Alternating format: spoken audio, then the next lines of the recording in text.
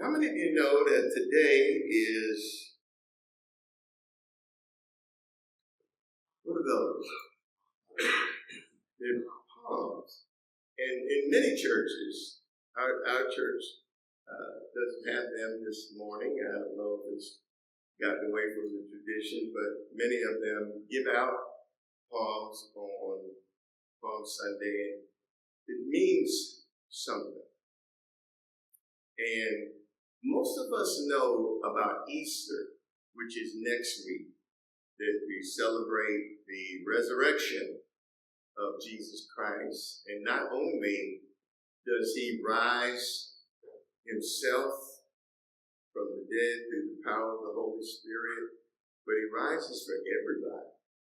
He demonstrates that he has power, that God has power, even over death. So what does Palm Sunday have to do with Easter and this Holy Week and so forth? So I want to make sure that when we leave out of here today, that we have a good idea of what Palm Sunday is all about and why we celebrate this Sunday. The background scripture is Matthew 21, 1 through 9. And you can pick up the same story, not exactly the same wording, in all of the Gospels. But the first couple of verses say this: as they approached Jerusalem and came to Bethphage on the Mount of Olives, Jesus sent two disciples, saying to them, go to the village ahead of you, and at once you will find the donkey tied there with her colt by her. Untie them and bring them to me. If anyone says anything to you, say that the Lord needs them, and he will send them right away. So what does Palm Sunday mean, and why is this important for you? I want you to focus on the word open. You say open. Yeah. If you've got an open mind, then it means that, okay, I'm at least willing to hear what this is speaking about and what this means. If you have a closed mind, then that means that no matter what you do, and with adults, they've got a right to do this. And children, you tell them, all right, you do this, you're going to get an F. Adults don't care. You can't make them learn. But if you've got a closed mind today, then all I ask is that you give me a fair hearing and open up even the size of a mustard seed, just a little bit. And let's get an understanding of what Palm Sunday is all about. Matthew 21, 4 and 5, my last verse, I didn't read that. This took place to fulfill what was spoken through the prophet. Now, what prophet are we speaking about here? We're speaking about Zechariah. You may want to write that down, Zechariah 9:9. So this is actually a prophetic event. It was said that this was going to be a demonstration of the one who God was going to send, Emmanuel, or God with us. And it was spoken of in Zechariah 9:9. It says, say to your daughter Zion, see your king comes to you, gentle and riding on a donkey and on a colt, the foal of a donkey. Well, why was that important? For most of us in our cultures, usually the conquering hero comes to town riding on a big stallion, Steve, black, white, golden palomino, something that represents victory and power. But that your king, y'all don't hear me, Your king, my king, is going to be conspicuously without all of the tapestry. He's going to be on a donkey. And that is a very humble creature. But it represents a lot of what our king is about in terms of humility. So, what does Palm Sunday mean? What does Palm Sunday stand for? Number one, being open. Remember again, closed-minded versus open-minded this morning. Open to doing as Jesus commands. Open to doing as Jesus commands. Remember, Jesus got through saying a minute ago to Matthew that he sent two disciples to go get this donkey, and if it's tied up, untie it and bring it to me. And if anybody asks you, where are you going with my donkey? And tell them that the Lord needs them. Let me ask you something. How many of you would have done that? I thought you probably would raise your hand.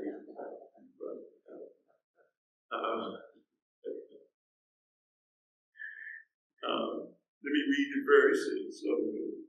The disciples went. The two disciples went and did as Jesus had instructed them. No questions asked, no debate, no dialogue, no if they try to take their property back, should we give it back, whatever. No, they just went and they did as Jesus had instructed to do. Tell them to do. What does this have to do with Palm Sunday?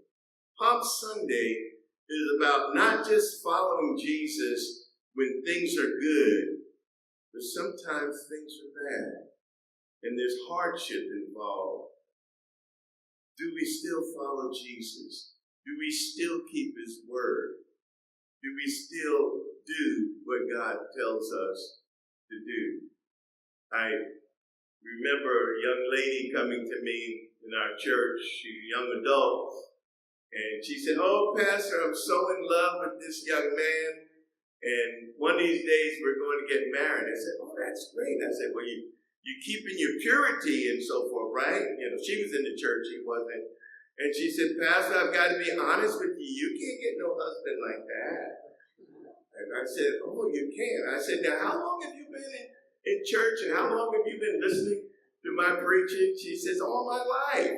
And I said, "Oh, okay." I said, "You must want this fella pretty bad, don't you?" She said, "I do." Well, sometimes our flesh gets in the way of what God says to do. And matter of fact, that is probably the biggest thing that gets in the way of what God says to do. But I have discovered that when God tells us to do something and it is validated in his word, it always turns out better if we just do it. Sometimes the sacrifices that we make, sometimes the things that we give up in order to satisfy our flesh, what we get in the end is nowhere near like what God has for us if we just remain faithful. Many people are scared. Many people are scared to do what Jesus says do because they think he's going to tell them, "Go and get somebody's donkey and bring it to me." And I have to agree with you. I probably wouldn't have done that either because I don't want to go to jail. But God does not give us a bunch of rules. Do this, do that, do this, and I'll be close to you. God gives us two rules. He gives us two rules. Two rules. Not even the Ten Commandments.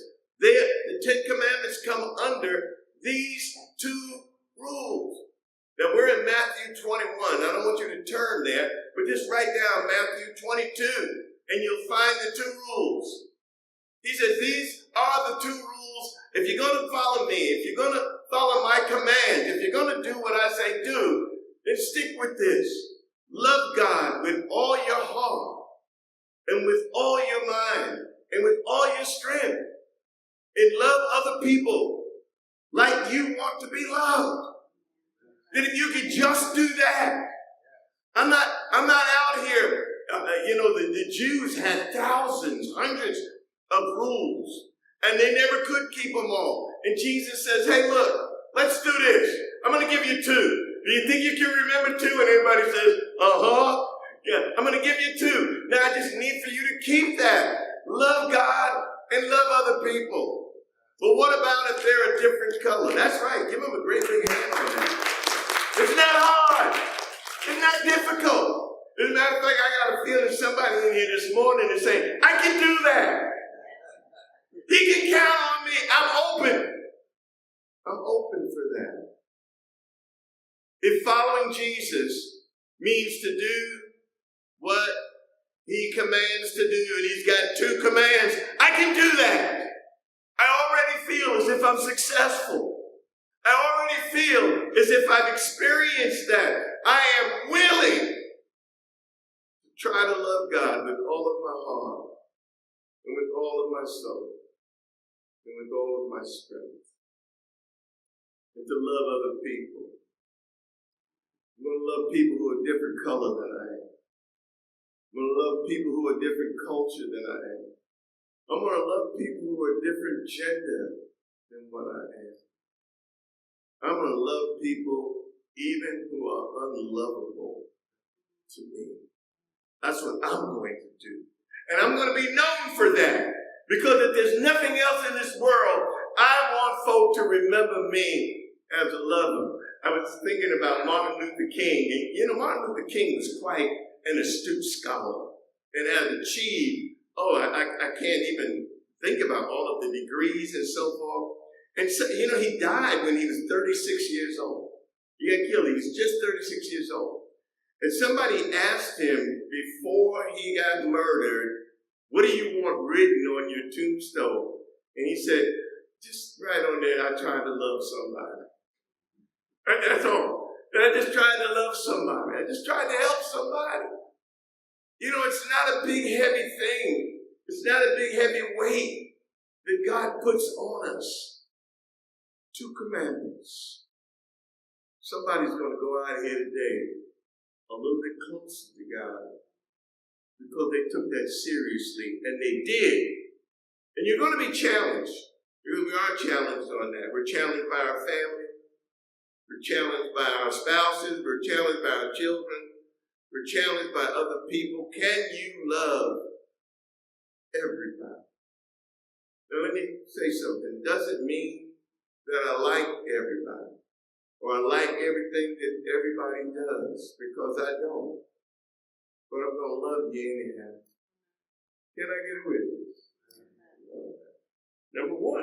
There are 4 of these truths here. But the first one, truth, that God commands. 2 commandments. Got it done. Number 2, open to personal sacrifice for the mission of Christ. Palm Sunday is about me getting closer to God by following him. Again, following Jesus is not always a good time. Sometimes it's a hard time. It's a difficult time. 7 and 8a says, they brought the donkey and the colt and placed their cloaks on them for Jesus to sit on. Now, Jesus is a grown man. I know that a donkey is not a great big animal. And if you're talking about a baby donkey, he probably wasn't sitting on both of them, but that his cloak was over them. Am I making sense? I just want to clear that up a little bit. And a large crowd spread their cloaks on the road. So they brought the donkey and the colt and placed their cloaks on them for Jesus to sit on. I don't know, I would think a donkey is not all that comfortable for sitting on it. Some of them even have a bony part right there, which would be kind of hard without a saddle. So they sacrificed. They took off their coats. How many of you would have gave up your Pierre Cardin coat so that Jesus could ride on it that day? How many of you would have taken, of course you would have, Deacon Thomas. How many of you would have taken your Versace clothing and coats and put them on the road so that the donkey would have a nice soft place to trot on. You know, I know that many of us are saying, oh, sure I could. I'm glad to do that, you know. But I think that for the money that they charge you today, and especially in this day and in this time, most of us are not going to just give up, you know, what they have on. You know, usually I preach before you. I look pretty much like the congregation. I'm wearing pretty ordinary clothes. Today I said I'm going to wear a suit because somebody might show up for Palm Sunday or Easter Sunday. I'm probably going to wear a suit next Sunday too. But don't ask me to put my coat down so you can trample all over it. I'm not going to do that. I have two suits, and I like to keep them nice and ready for church. My mama taught me well. She said, do not mess up your church clothes. Obviously, I think you got the point that they sacrificed. They sacrificed that which was important to them, that which they had paid for, so that Jesus, the mission of Christ, would have a little bit easier way.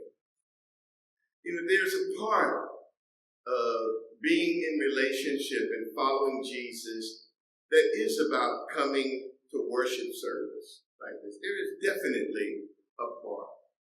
But at some part, you shouldn't be 10 years, 20 years, still just sitting in a pew. At some point, growth will happen qualitatively where you begin to start sacrificing. How many of you are in love with somebody right now? If you're in love with somebody right now, I think about 3 of you. You probably have been in love with somebody before. Okay, I missed you back there, Solomon. I got him. Yeah, Solomon very close to his hand. You know that when you love somebody, sacrifice has got to be in the game. You love me, I love you. We can't just say, see ya. It can't be every now and then. I've got to sacrifice my time. I got to sacrifice my money. I got to sacrifice my talents, my gifts. Well, it is the same way with God's church. That when you say I want to follow Jesus, at some point, I've got to be open. There you go. I'm not just going to sit on a pew. I'm not going to just show up when I want to. I'm not going to just be every now and then. But I am going to sacrifice the things that mean a lot to me. My money, my time, my gifts, my talents. I am going to give them to the work of the Lord. I don't know what God is going to do with that for you, but I know what he did with that for Cheryl and I. We were just 2 poor kids from the Bronx River Projects. New York City, told that you'll never be nothing. You'll never go anywhere because you come from nothing. And I still don't look at us as being big shots today. But I can tell you one thing. We have been closer to the Lord because we were open to sacrifice. Can I get a witness? Because we've learned that if you don't sacrifice, then there is no real love. There is no real doing and being obedient to what God says if you're not willing to sacrifice. Number 3, open to believing Jesus is the only way to victory. We just got through paying our taxes. How many of you wait until the 15th of April? Well, usually we wait until like 11:59 on April 14th. And that's just been our history. We don't want to give Uncle Sam any more time with our money than we have to. Then Uncle Sam says, once you give it to me, it's my money. And also, too, it was real estate taxes that was due on the 10th. Anyway, we were so excited because that's a nice little chunk of money out of your income when you pay your real estate taxes and your income tax. Anyway, we felt a big victory But I want you to know something. There is no bigger victory to me. There is no bigger victory than getting closer to the one who created me. There is no bigger victory than knowing I'm a little bit closer than where I was last year to Jesus Christ. There is no bigger victory than somebody being able to say to me, you know what? You're doing some things and you're thinking some things and you're about some ministry that I had never seen before. And I want you to know I can see growth in you. You have to determine what your victory is. And if your victory is just your house or a new car, let me tell you, you will never experience full victory. You'll want to go from there to something bigger. And I'm saying I've never been more satisfied in my life than I am with Jesus.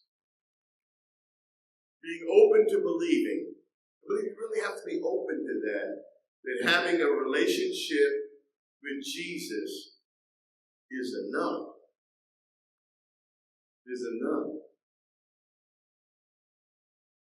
A.B. says, a very large crowd spread their cloaks on the road while others cut branches from the trees and spread them on the road. Now, those branches were these palm branches. That's one of the reasons why we give out the palms, as you see in the back there. But what palms usually meant, and they were generally reserved for political kings or rulers of a nation. And it was a way of saying victory when they just won a campaign or they just won a fight. Then they would put the palms down and it meant that this is victory because we've won. Well, I say to you this morning, and I'm not putting any of those things down. I am just simply saying a relationship, a growing relationship with Jesus is victory. There's a song that we sing about it. Oh, victory in Jesus, my Savior forever. He brought me and sought me with his redeeming love. He loved me now forever. And I forgot the rest of the song, but somewhere in there.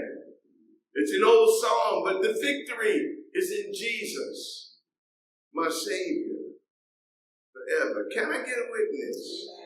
Somebody needs to know that.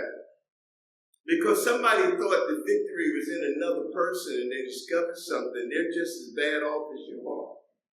Somebody bought a house and they thought victory was in the house. Only thing is they've been paying for it and they've refinanced it 19 million times and they're just as far away from buying it as they were when they first started. You see, victory, hear me, young people, victory is in Jesus. Can I get a witness? Can I get a witness? That's why we're here. That's why most of us are here, I'm going to assume. Not about Leroy Gainey. It's not about anybody else. But I came here to give all glory and all grace to Almighty God through Jesus Christ, who is my victory. I have it. I have the victory. I don't have to search for it anymore. I don't have to conjure it up. I don't have to make it up. I have the victory. I mentioned to you on last week, you probably forgot it, about turning yourself over to God. You want to get closer to God. There's another getting closer sermon. And I mentioned about children when they're first born. They don't know they have a self. They think they're still connected to their parent, especially the mother. And that's why, they're in the crib and they see their hand and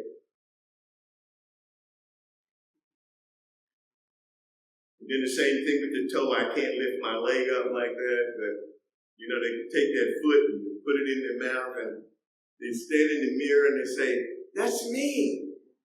That's the beginning of the discovery of a self. And from that point on, the parents are going to lose a little bit more of them every day because they learn something new and they try something new. And the more that they can achieve then the more freedom they're going to have. Can I get a witness? Until one day they say, I'm going to leave home now because I think that I can be a doctor, or I think that I can be a lawyer, or I think that I can be a missionary, or I think that I can be a football player. You see, because I believe that there's a better self that is waiting for me on the other side, and I am willing to sacrifice everything for that victory. Can I get a witness? And they discover something.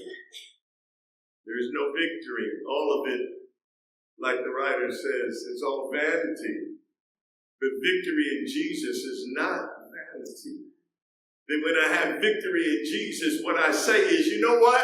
I've got a self, but my self is not better than what God has for me. God, I'm not only going to give you my voice, I'm not only going to give you my gifts, I'm not only going to give you my talents, I'm going to give you my future. Whatever it is you have for me, that's good enough for me. That's my victory. I want what you want for me.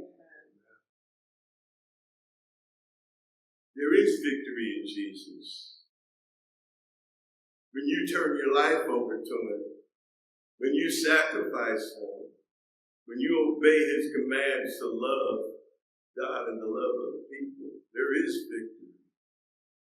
Lastly, a verse is here about the palms. Our battery's a little slow on this, Jeremiah, so if you would go ahead, I'll give you, here we go. I'm going to go like that. That means turn the thing. In Psalm 92, 12 and 13, it says, the righteous will flourish like a what? Like a palm tree. They will grow like a cedar of Lebanon. Planted in the house of the Lord, they will flourish in the courts of our God. They were wearing white robes and were holding what? Palm branches in their hands. These were the individuals who had made it to heaven and were living with Jesus now. And they were wearing white robes and had palm branches. Victory in the hand. What will you have in your hand when time winds up? Will you have the deed to your house in your hand? You can't take it with you. Will you have the titles of your car in your hand? You can't take it with you. You can't take any of it with you. The only thing you can take with you is relationship. And relationship with Jesus Christ is the most important thing. Last one. First one was what? Open to what? Doing what Jesus commands. Number two, open to sacrifice, personal sacrifice. Number three, open to seeing Jesus as victory. You know, it's sort of like, I mentioned about being in love. When you're young, you don't care about a house or a car. You care about that cute little gal, I tell you what. She sees that little fella. She says, look at that little fella. Look at his bow legs and everything. That's all you think about, right? The relationship. Well, the relationship with Jesus is the highest relationship you can have. Y'all hear me? Am I making sense this morning? Last one.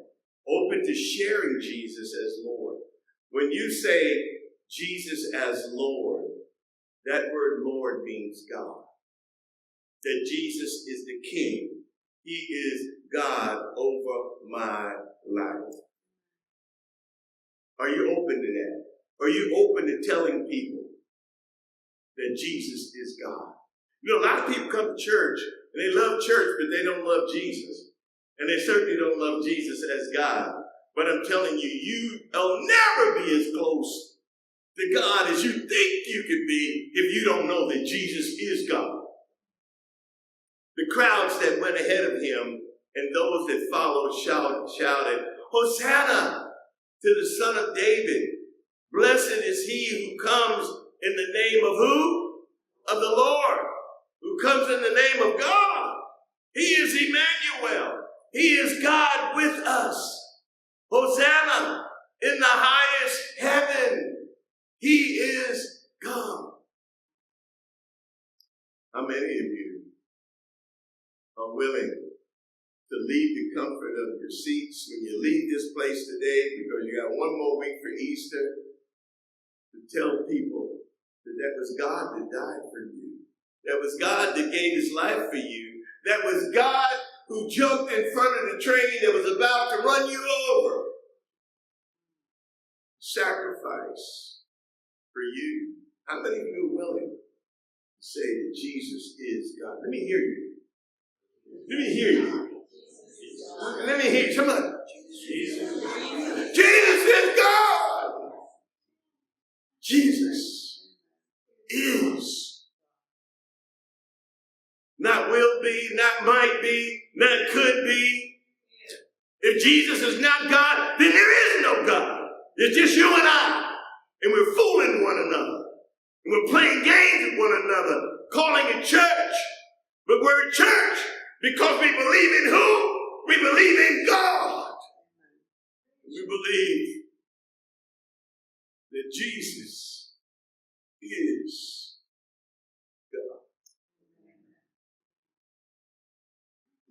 After this, I looked, Revelation 7:9a, and there before me was a great multitude that no one could count, from every nation, tribe, people, and language, standing before the throne and before the Lamb. He's God. He's God. I wasn't born knowing this. You see, I had to be open to, did y'all hear me?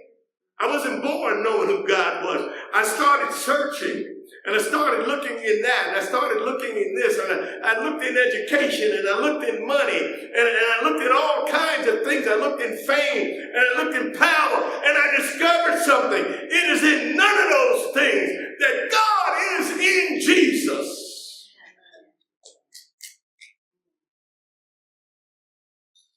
Hosanna. Meaning of Palm Sunday.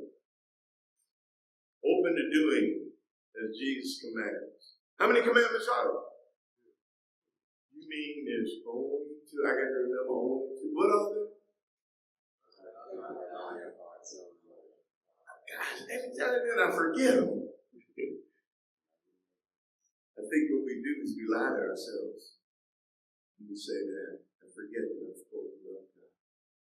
I'm supposed to love other people. Number two, open to personal sacrifice for the mission of Christ. I'd like to challenge you this morning. I don't know where your sacrifice is, and I think your sacrifice is something when you're in love that you never stop growing in. Can I get a witness? Again, like a marriage, you don't stop sacrificing. I got you now. No more pizza for you. No, but if I really love you, then my sacrifice goes up and it gets better. And I'm not even afraid to ask the Lord, help me to love her better as we get older now. Our needs are different. How we get around is different. But Lord, you fill in the bad leg. You fill in the point where I'm not as strong as you were. Can I get a witness? Open to believing Jesus is the only way to victory. And number 4, open to sharing Jesus as Lord. Go tell it on the mountain, over the hills, and everywhere. Go tell it on the mountain. The meaning of Palm Sunday, where Jesus leads, I will follow. If that's your heart this morning, why don't you stand to your feet?